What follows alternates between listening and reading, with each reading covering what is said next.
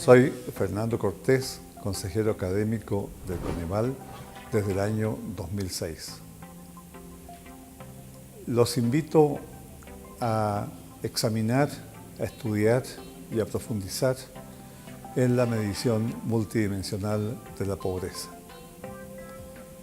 En este módulo, ustedes tendrán la oportunidad de adentrarse en lo que ha sido una de las contribuciones del Coneval al conocimiento y al desarrollo de la ciencia al nivel mundial.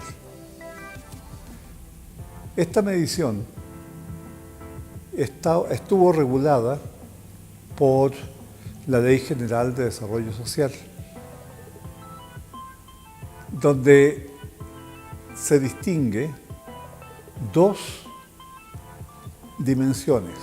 Una dimensión tiene que ver con el bienestar, y esto es lo más relacionado con las mediciones tradicionales de pobreza, en que se mide a través del ingreso.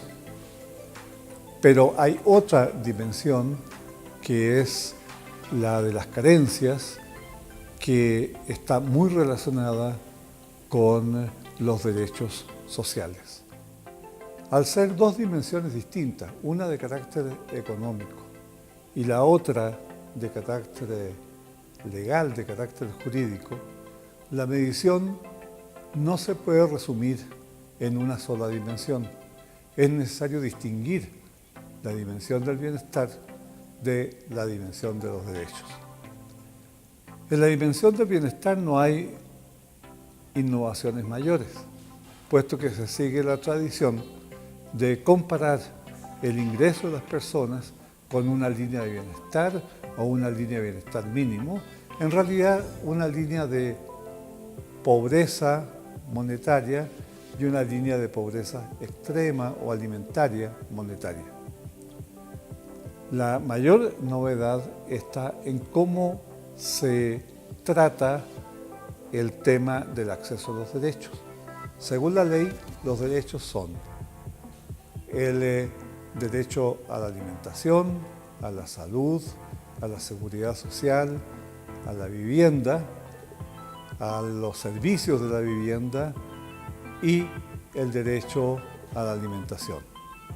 Estas 6 dimensiones originan un índice de carencia social que, en definitiva, es un resumen de tener o no tener acceso a cada una de las 6 dimensiones que enumeré.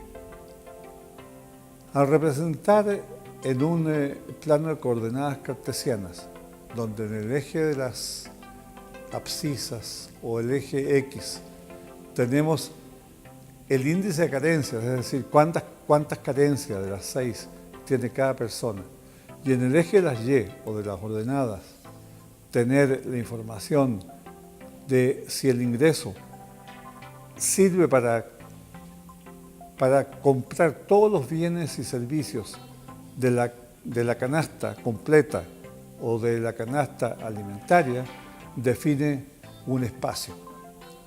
El espacio de pobreza, que está definido por todas aquellas personas que tienen un ingreso menor que el necesario para comprar una canasta completa, y una carencia que es que toma el valor de 1 a 6.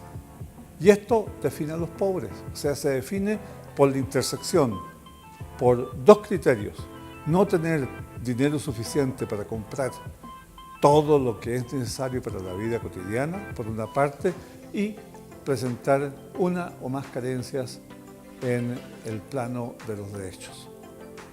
Y hay otra definición de pobreza que es muy importante, porque dentro de los pobres hay algunos que son más pobres que otros, y los más pobres no tienen un ingreso para comprar los alimentos y tienen 3 o más carencias.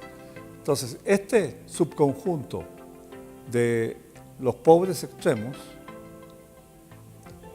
están incluidos dentro del conjunto de los pobres. La diferencia entre pobres y pobres extremos da la pobreza moderada. Pero además quedan otros 3 espacios que también hay que definir.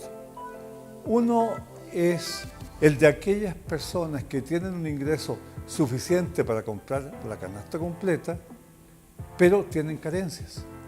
Esos se llaman vulnerables por carencias. Y en el otro caso, lo que tenemos es gente que no tiene el ingreso, no tiene carencias, pero no tiene el ingreso suficiente para comprar la canasta completa. Esos son los vulnerables por ingreso. Tenemos entonces 5 espacios. Falta un sexto, que lamentablemente en el país son los menos, como alrededor de un 20% de la población, que son aquellos que no tienen ni carencias, ni tampoco tienen restricciones en el ingreso. El ingreso es suficiente. Es decir, no son carentes y tampoco tienen restricciones económicas. La idea de la política social y que hay detrás de esta medición es que ojalá a lo largo del tiempo todos los sectores que definimos se muevan en dirección a los que no son pobres por ingreso ni tampoco son carentes. Requiere 2 semanas de trabajo y con un promedio de 10 a 14 horas de dedicación. Es decir, entre 5 y 7 horas por semana. Ojalá hagan este esfuerzo para aprender el material que se les va a entregar.